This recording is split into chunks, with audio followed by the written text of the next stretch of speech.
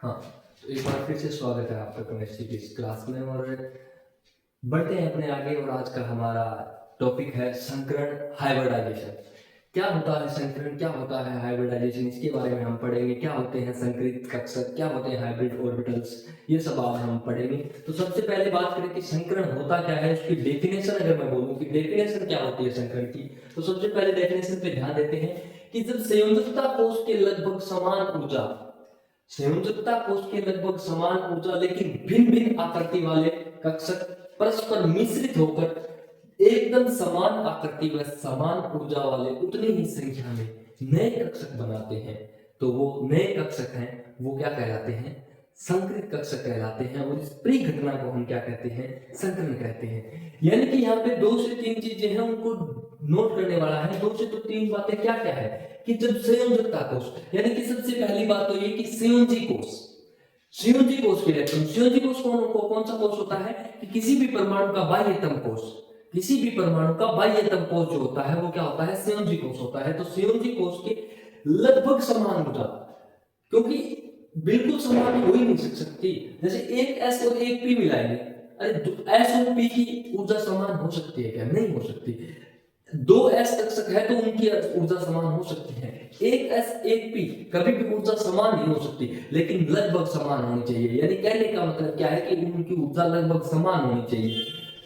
आकृति वाले कक्षक परस्पर मिश्रित होकर एकदम समान आकृति, यानी कि दोनों कक्षक मिलेंगे और मिलकर के नया हाइब्रिड ऑर्बिटल बनाएंगे, उसकी आकृति बिल्कुल समान होगी। यानी जितने नए कक्षक बनेंगे, जैसे कि यहाँ पे एक एग्जांपल के तौर पे sp संकरण में देखिए, एक s और एक p कक्षक मिलकर के 2 sp कक्षक बना रहे हैं। यानी कि यही तो लिखा है कि समान आकृति व ऊर्जा, यानी कि इनकी आकृति भी तो समान है दोनों की, और इनकी ऊर्जा भी क्या होगी, समान होगी। उसके बाद में क्या है कि उतनी ही संख्या में नए कक्षक बढ़ते हैं। भाई जितने कक्षक हाइब्रिडाइजेशन में या संकरण में भाग लेते हैं, उतने ही कक्षक नए बनते हैं। जैसे कि यहाँ पे एक एस और एक पी, टोटल कितने, 2 कक्षकों ने भाग लिया, टोटल 2 कक्षकों ने भाग लिया, तो नए कक्षक भी कितने बन रहे हैं, टोटल 2 नए कक्षक बन रहे हैं, 2 sp कक्षक बन रहे हैं। तो ये परिघटना अपनी क्या कहलाती है, संकरण कहलाती है। जैसे sp2 संकरण हो गया, sp3 हो गया, sp3d2 हो गया, d2 sp3 हो गया, इन सब के बारे में आज हम पढ़ेंगे। तो सबसे पहले बात करते हैं sp संकरण की कि क्या होता है sp संकरण, किस प्रकार से इसमें हाइब्रिडाइजेशन होता है, किस प्रकार से नए कक्षक बनते हैं। एक S और एक P, ये P कक्षक है Px, ये P कक्षक कौन सा है, Px। एक S और एक P, ये दोनों मिलकर के ये Px है, यानी कि ये x एक्सिस पे है। तो इसकी आकृति कैसी होगी आगे, इसकी आकृति होगी, देखिए एक S और एक P दोनों मिलकर के 2 sp कक्षक बनाए, 2 हाइब्रिड ऑर्बिटल बनाए, जिनको हम sp कक्षक बोलेंगे। और इनकी आकृति कैसी होगी, इनकी आकृति संरेखीय होगी। इनकी आकृति कैसी होगी, इनकी आकृति रेखीय होगी, ठीक है। उसके बाद में ऊपर लिखा है बंध कोण, कि इन दोनों के बीच में कोण क्या होगा, इन दोनों कक्षकों के बीच में कोण, तो इन दोनों कक्षकों के बीच में जो कोण होगा वो 180 डिग्री होगा, क्योंकि रेखीय जब भी कोई चीज होगी तो उसके बीच में कोण कब क्या होगा, 180 डिग्री का होता है, ठीक है। अब अपनी बात करते हैं नए कक्षक की, sp2 संकरण की।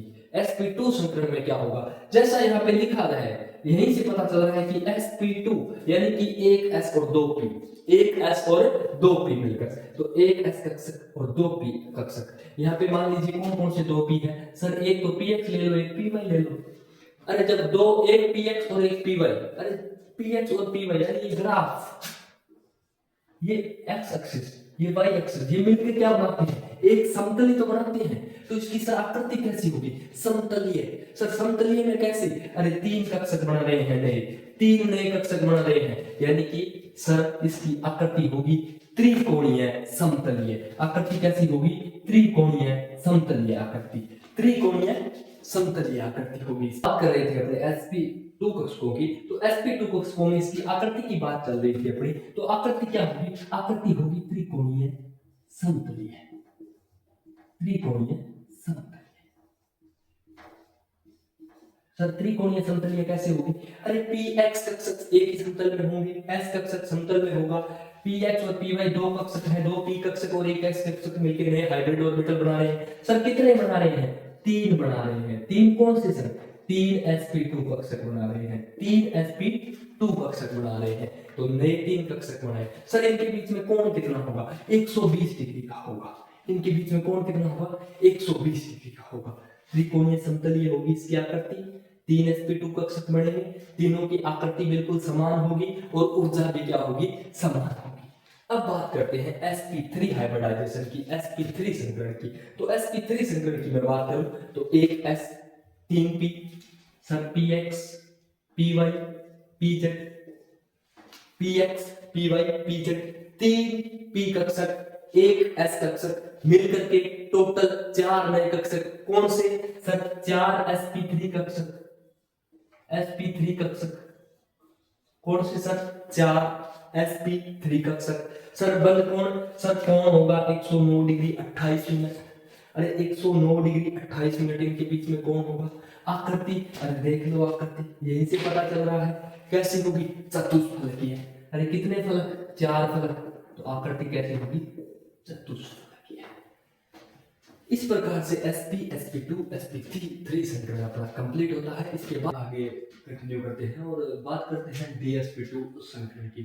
तो जैसा कि हम sp2, sp3, sp संकरण में पढ़ चुके हैं कि उनमें एक s और दो p या तीन p इन कक्षकों से मिलकर के नए हाइब्रिड ऑर्बिटल या नए संकृत कक्षक बनते हैं। तो यहाँ पे जैसा कि इस संकरण का नाम है dsp2, तो हमको नाम से क्या है कि पता चल जाता है, आइडिया लग जाता है कि इसमें क्या होगा, इस संकरण में क्या होगा या कौन कौन से कक्षक भाग लेंगे और कौन से कक्षक नए बढ़ेंगे। तो जैसे कि नाम है अपना dsp2 संकरण, यानी कि इसमें एक d कक्षक, एक s कक्षक और दो p कक्षक भाग लेंगे।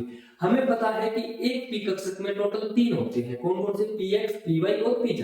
एक p जो उपकोष है उसमें तीन ऑर्बिटल होते हैं, px, py और pz। और एक d उपकोष की अगर मैं बात करूं तो उसमें एक d सबसेल की बात करें तो उसमें होते हैं पांच ऑर्बिटल्स। कौन कौन से? dxy, dyz, dxz, dz² और dx² माइनस y²। तो अब बात करें कि सर इसमें कौन सा d भाग लेगा, कौन से p भाग लेंगे और कौन सा s भाग लेगा। तो s कक्षक भाग लेगा एक, तो px भाग लेगा, py भाग लेगा। ये तीन तो अपने पहले भी सर पढ़ चुके हैं कि ये अपने एक समतल में पाए जाते हैं, इनकी आकृति कुछ समतलीय बन जाती है जब ये हाइब्रिड ऑर्बिटल बनाते हैं। ठीक है, लेकिन सर डी कौन सा लेंगे? तो यहाँ पे डी की बात करूं तो डी लेंगे अपने dx² माइनस y²। और अपने को पता है कि डी की आकृति dx² माइनस y² की जो स्ट्रक्चर होती है, जो शेप होती है, आकृति होती है, वो कुछ इस प्रकार की होती है। तो ये चारों कक्षक मिलकर के चार नए कक्षक बनाएंगे और उन चारों की खासियत क्या होगी? एक तो उनकी ऊर्जा समान होगी, क्योंकि ये अपने पढ़ चुके हैं। अपने जब भी अपने ने हाइब्रिडाइजेशन की जब डेफिनेशन पढ़ी थी तो अपने ने पढ़ा था कि मिलकर के नए हाइब्रिड ऑर्बिटल बनते हैं, उनकी ऊर्जा बिल्कुल समान होती है। तो कितने कक्षक बनेंगे? चार कक्षक। चार कक्षक कौन से? सर dsp2, चार dsp2 कक्षक, चार dsp2 कक्षक। ऊर्जा क्या होगी? सर ऊर्जा इनकी समान होगी, ऊर्जा इनकी क्या होगी? इक्वल होगी, इनकी ऊर्जा बिल्कुल समान होगी। ठीक है सर। तो सर इनकी शेप होगी वर्ग समतलीय। क्या होगी? वर्ग समतलीय। अरे वर्ग नहीं दिख रहा है, स्क्वायर नहीं है कहीं, है ना? तो इस प्रकार से इसकी स्ट्रक्चर होगी। तो इसकी आकृति बोल सकते हैं वर्ग समतलीय या वर्गाकार समतलीय, एक ही बात है।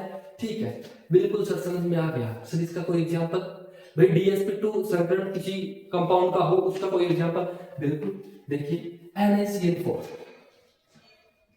NaCl4 निकल का एक संकुल है। यहाँ पे केंद्रीय धातु या केंद्रीय धातु परमाणु की बात करूं तो निकल है, और लिगेंड की बात करें तो साइनाइड है Cl। NaCl4 2 नेगेटिव, ये एक कोऑर्डिनेशन कंपाउंड है अपना, और इसका सहसंयोजक कंपाउंड का जो स्ट्रक्चर है वो कुछ इस प्रकार से होगा। यानी सर इस प्रकार से मतलब, अरे इसका संकरण जो है ना, हाइब्रिडाइजेशन, वो dsp2 होगा। और सर हमें तो पता है dsp2 की आकृति क्या होती है? वर्ग समतलीय। तो NaCl4 की आकृति कैसी होगी? कुछ इस प्रकार से होगी, यानी कि वर्ग समतलीय या वर्गाकार, वर्गाकार समतलीय।